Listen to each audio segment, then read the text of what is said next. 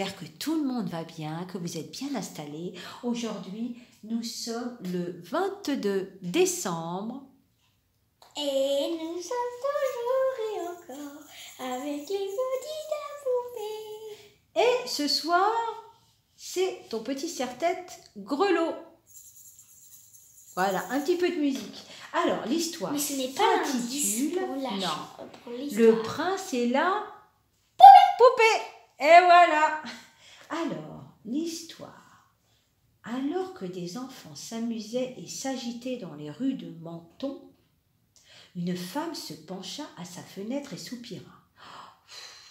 Ah, comme j'aurais aimé avoir un enfant moi aussi. Notre petite maison aurait été si heureuse avec des rires et des cris. En entendant sa femme se lamenter ainsi, son époux décida de lui sculpter une poupée de cire si délicate qu'on aurait pu la croire en vie. Ah! L'homme et la femme s'occupaient de la poupée comme d'un véritable enfant.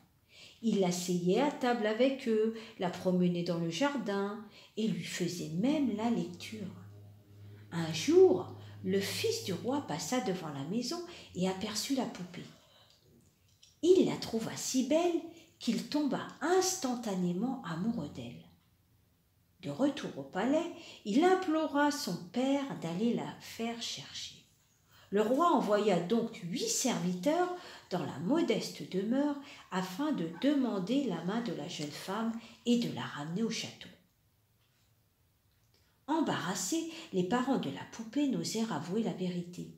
Ils ne protestèrent donc pas quand les serviteurs chargèrent leur enfant de cire sur une litière fermée par des rideaux dorés.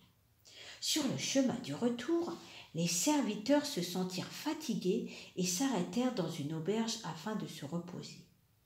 Alors qu'ils se délectaient d'un bon vin, 4 fées soulevèrent discrètement les tentures de la litière et aperçurent la poupée de cire.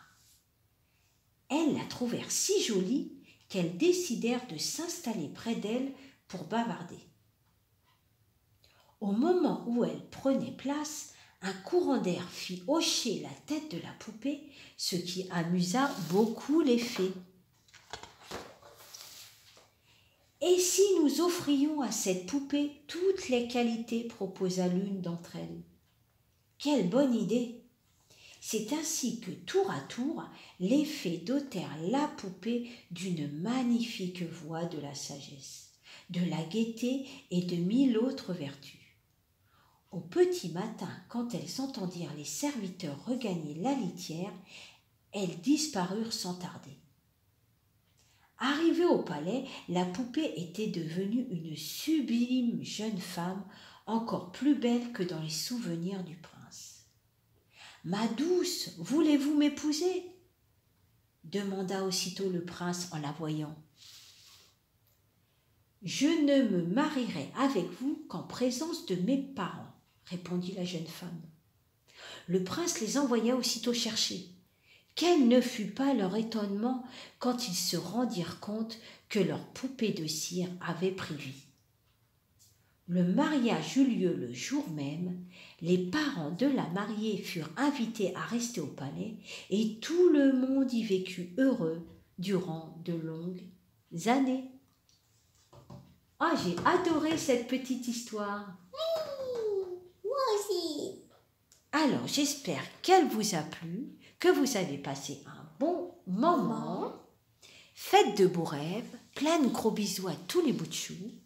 Et gros dodo! Et on se retrouve demain pour une toute nouvelle histoire. Bonne nuit à tous, bonne nuit ma poupette.